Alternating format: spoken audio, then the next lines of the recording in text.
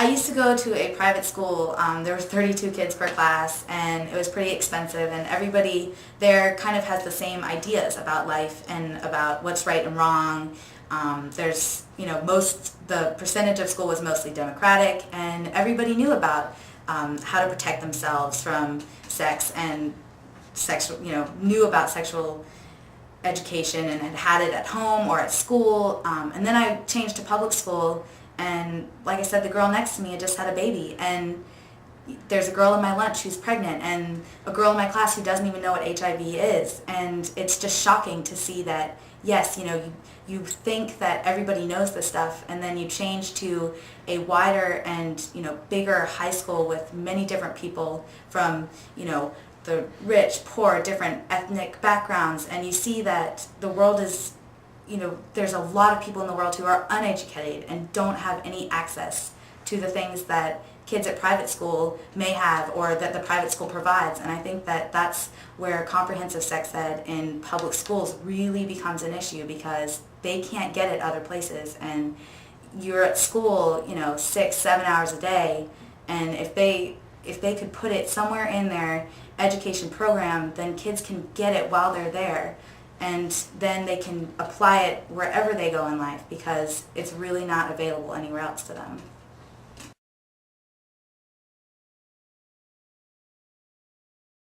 Good morning. I am Betsy Bertram, a graduate of the Teen Voices program from Planned Parenthood Central North Carolina. My name is Antonia Cortez. I'm 14, and I'm from Joven a Joven. I'm Eduardo Villanueva. I am in the program Joven a Joven. I'm 17. Alright, well, my name is Daniel. I'm 14 years old, and I did the Planned Parenthood Teen Voices program last year. I graduated from that. I'm Lauren Jubileer, mother of Daniel. My name is Ashley and I'm 13. Okay. My name is Bianca and I'm 13. My name is Amanda and I'm 13. I'm Candace and I'm 13. Okay. I'm Edson and I'm 14. I'm Ruth and I'm 15. Great. I'm Candace. I'm 15. I'm part of the Wake Teen Council. Hi, I'm Sam. I'm 18 and I'm part of Wake Teen. I'm Jenny. I'm 17. I'm part of Wake Teen too. Okay. I'm Mike Tooley. I'm 18 and with the Real Teen Council. I'm Danelle Ryan. I'm 18 and I'm with the Real Teen Council. Okay. I'm Gabriela Magallanes. I'm 18. I'm also with the Wake Teen Council.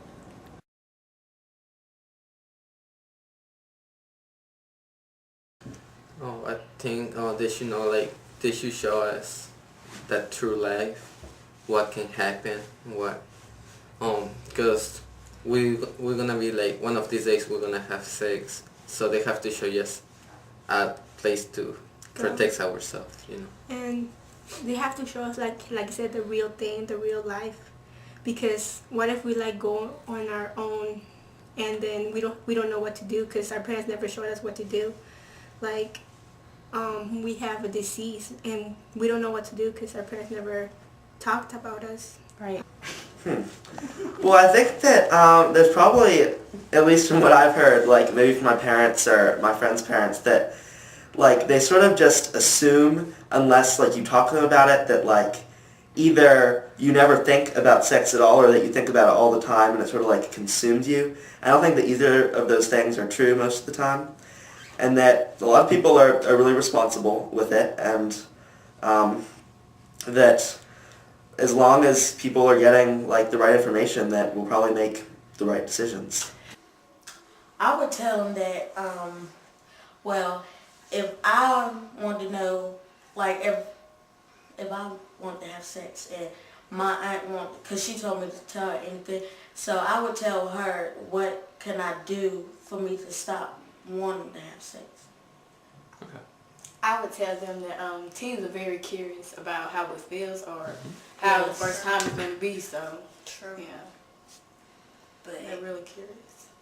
But then the parents might say, I don't want my child to have sex at this age.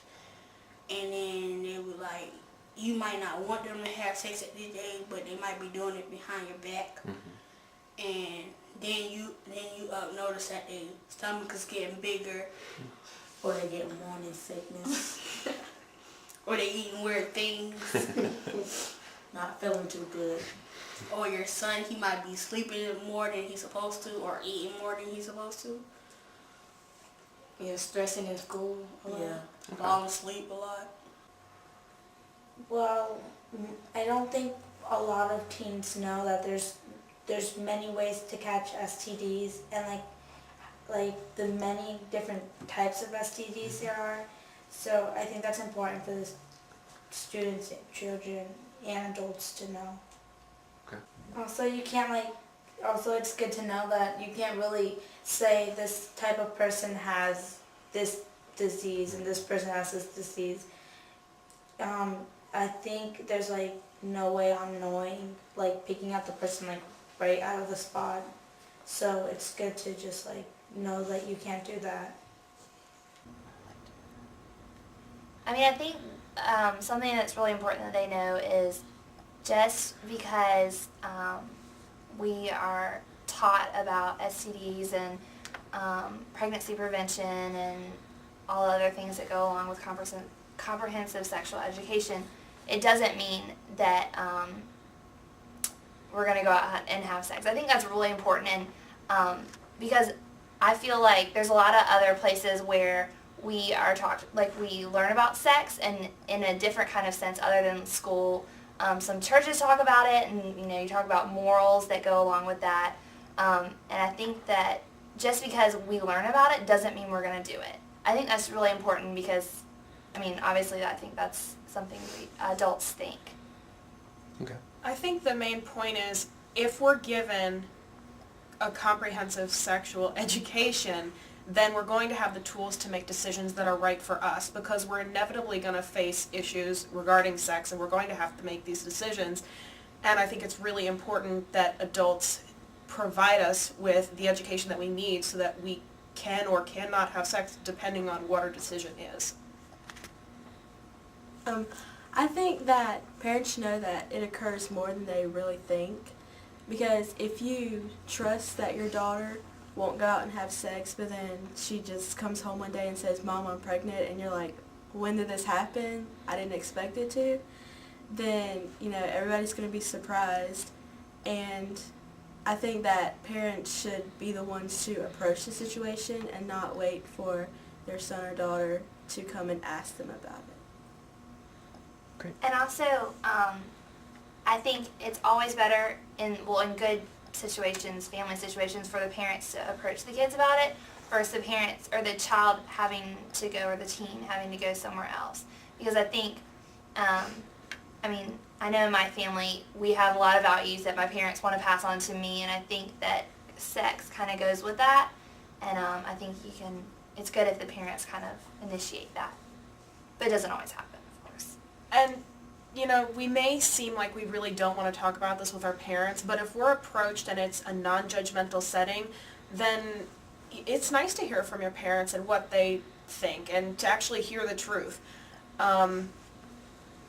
Being able to speak with my parents honestly about their experiences with sex when they were my age is really beneficial to me. And so I think it's really important that parents and just adults in general really make sure that they bring things up with their children and just be as non-judgmental and as honest as possible, because this is not the place to lie and pretend that you were more, saintly than you really were. For example, Jamie Lynn Spears, perfect. That's just the perfect backdrop to start a conversation with your kids. And I really think that a lot of people should. I would tell adults to just be open, with teens. Be open about talking about it. Don't be embarrassed to talk to kids or to approach kids on the topic. And to be understanding of it. I can see, parents, no parent wants their kid to be having sex. But if your child is doing that and you can't control that, then be understanding and help them through whatever they're going through. Yeah, an open parent, I completely agree. An open parent is much easier to talk to, because if the parent seems embarrassed about it, if they talk to their kids about sex at an earlier age, and the parents are already embarrassed about it, the kids are going to think that it's something that's really wrong and that they're going to be embarrassed about it too, so it'll make it harder to talk to their parents as time goes on, or any adult for that matter.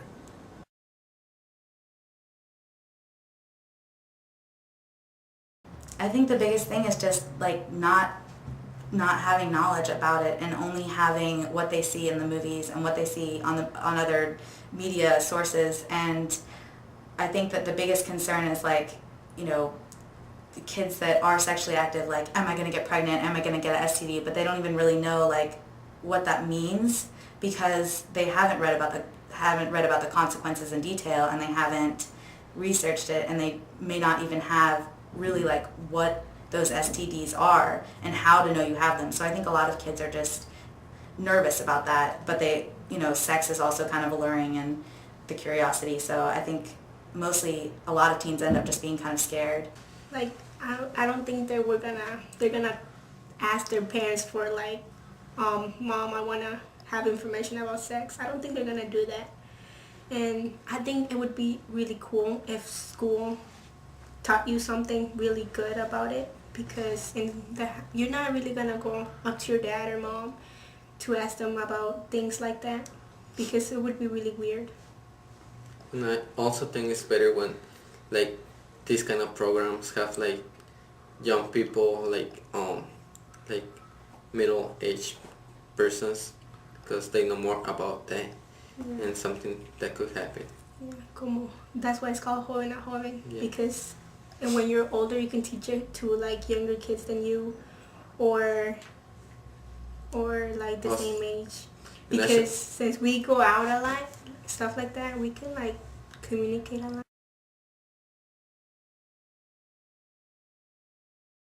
Well, I guess it really, like, depends on what type of people you hang out with. Probably some people, like, think, oh, you know, maybe I'd be thinking about having sex or doing some things related to sex if I was less busy and I had a boyfriend or girlfriend. And other people, I don't know, I guess it really, really depends drastically from, like, kids who are sexually active to kids who are grossed out about thinking about it and everything in between. Cool. I think, same with you, Amanda. I think, it's a lot of peer pressure now. Yes. A lot of people these days think it's fun. They think but it's not. cool. Yeah, they think that just by having sex that you won't get a disease, you won't get pregnant. You won't get nothing by it. Yeah, they think they fit in with other people who has done it. Yes. But really, they're just putting it on Cause down. and then so if somebody like nowadays, if somebody call you a virgin, like you would be so insulted by it. Or they'll go to you and say, "Are you a virgin?" and you say no. I'm like, oh my God, they're making a big deal. They tell everybody. But really, in high school, if you do have sex, and it's like, spread. And with a boy, they ask you to, and you don't, they will go to school and say, "Oh man, I did it. It was all that." And then you feel bad, and then they will and then you go to the principal, and they will tell the principal, and then your parents will find out. Then you get in trouble by your parents knowing that you didn't do nothing, but they won't listen. Well, let's get started. Real easy. Yeah.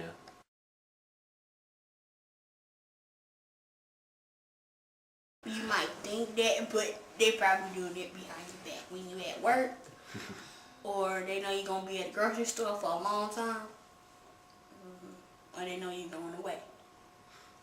Yeah, because, like, most teenagers, they wait till their parents go out on a vacation to bring boys to the house. Have sex. That having a good relationship with their son or daughter is a great thing, because you be like more like having like being their friends, and that would help a lot because they would be close to them, and they would tell them what to do and what not to do and how to do it.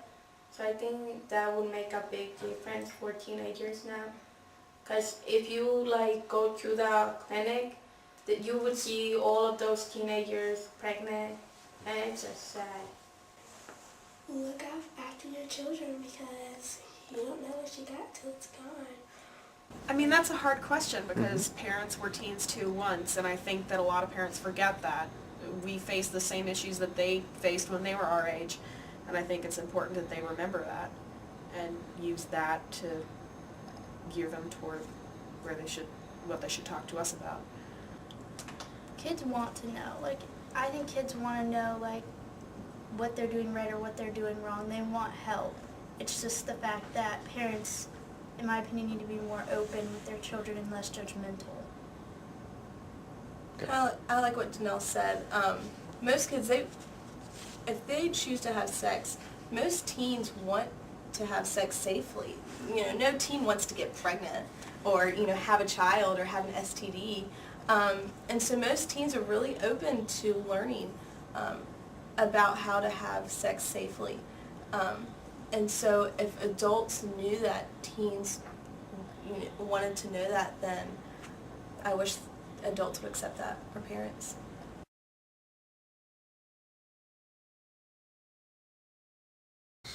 I really want to talk with my children to tell them what I learned from this experience, and if they don't teach the same things in school, then I would tell them the real things. I wouldn't really tell them don't have sex because I know they're going to have them sooner or later. And I would want my kids to be safe while they're having sex. Me too. I will show them have to use like a condom or something other protection to them. Because one of these days they're going to have sex, so Why even not sooner than later? Yeah. And I think it's better if they know something about sex or protection. Well, I think that talking to my kids about sex would be really hard at first, at least. But I just hope that they would have all the information that I have. Like, I feel like I know a lot about all the different aspects of like sexual health, and that I hope that they do too, and that they will.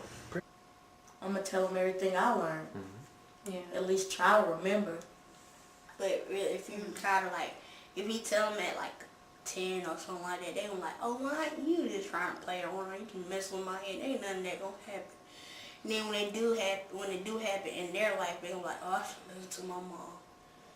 What was she trying to tell me now? And they don't remember none of it. Don't do it, I'm gonna beat y'all. I think what we're learning right now. Yeah. That you do it when you're ready, not when someone tells you or forces you. To use protection. Think first in your future and stuff like that. I don't know. I mean, I remember in elementary school when we would say the word sex, it was oh my goodness, he just said it. And it was it. I just remember that. I mean, it's hard to say that because ever since, even in elementary school, kids start to hear about it. So, I mean, I think probably middle school would be a good time, but you can't tell a middle schooler, so much information because they just don't need it at that point. Well, I don't know about that. Scratch that. Scratch that part. I mean, I think you just have to, I think they should, my child should have information kind of gradually throughout their childhood, but I think that it should be kind of based on what issues they're dealing with. However, I don't know. I'd probably start it. I agree with taking it more in a phase sort of thing where, if a kid comes home and asks what's sex, then I think that should be addressed, but maybe if the kid's 3, they don't need to know all the inner workings of everything. They just take it as it comes. But always be open about it. I mean, I think that's really important. I mean, you can't be if you have a 7th grader, your child comes to you and says, well, what is this, blah, blah, blah, blah, and you're wait, it's middle school, we cannot talk about that. Wait until you're freshman, you can't do that. I think you have to always be open to however it comes, being able to talk about it and address it, obviously appropriately for their age. But I mean, I'd always certainly be there to answer questions. If you hear about something on the playground and you come home and you're asking questions, then I'm going to answer them. I mean, it gets back to an age thing, but kids do hear about sex when they're really young, and I think to say, I'll tell you later, is completely dismissive, and it shuts down any open communication between the kid and the parent at a very young age. I agree with them about the stage thing. In 5th grade, you start, they teach you about your body and how you're going to change, and that would probably be maybe one of the times that you would first mention it, ask them questions or answer questions that they might have, or if before 5th grade, if they come and ask you because they heard it one day, then you wouldn't just sit down and tell them everything you know. You just, give information that is suitable for their age. And in middle school, if they say that some of their friends are having sex or wanting to try it or whatever, then you could just explain to them, why it wouldn't be a good idea, or why if, they do, then you should have protected sex. I think it depends on your kid, the maturity of your kid, and how well they handle things. I mean, I definitely plan for when I have children that, as soon as they can talk and they start asking questions, teach them simple anatomy. Start there. And whenever they come up with a question, then just be very open, be relaxed. And I plan to just explain to them whatever questions they have. I don't want to set it, an age limit to, you're not 10 years old yet, so let's not talk about this. But just whenever they have a question, then tell them. And I don't want to try to censor any topic at all.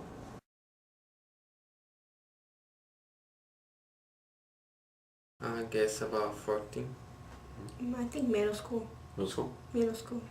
Why do you think that is? Why?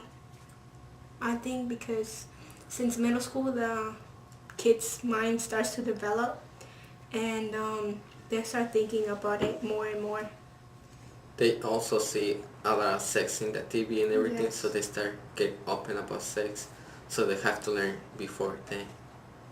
Yes. 12 or 13. Yeah, I say 13.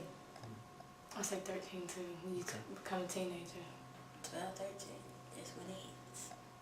And Well, I guess it depends on the child. If the child you have, I guess, is hearing it around school, at the age of when they're in 5th grade or something, you shouldn't deny the opportunity of your child. Be like, oh no, I'm not telling you, because then they're gonna go off and get the information other people want them to hear. So I guess it's when your child starts talking about it, or you start seeing a difference in your child. That's when you should tell them. You can't be like, okay, you're gonna tell your child when they're 14 through 16, and before or after that, it doesn't really matter. Because now, the kids are only 10 and they really didn't and stuff. Yeah, it's really weird.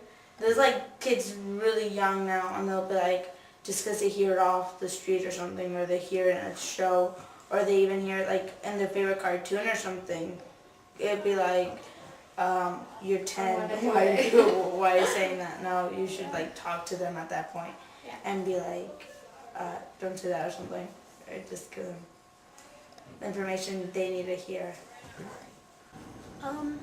I think most of the time it shouldn't be that difficult, even because kids are naturally inquisitive.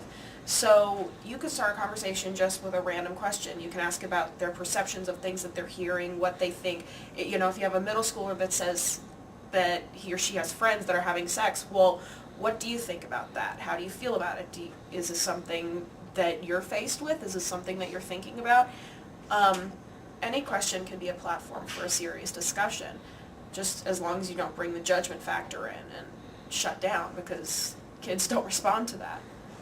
I think what Sam said earlier about Jamie Lynn Spears, it sounds really silly, but I think because so many people know who she is, I think that's such an easy way to start a conversation. Be like, oh my goodness, did you hear about that? That's crazy. And then you get into well, do you know people at that age having sex? Well, blah, blah, blah. I just think that I don't know. She kind of, in a weird way, created a really great opportunity if people could take advantage of it. In a weird way. I know that sounds crazy, but... I think if they come to... I don't know if I'm necessarily going to try to approach them, because then it tends to be an awkward situation, and the child isn't normally very comfortable. So if I'm going to allow them to come to me and just try to have a conversation from there. You know, if they ask me a question, answer that, and then I can try to ask a question back, and there kind of pick up a conversation.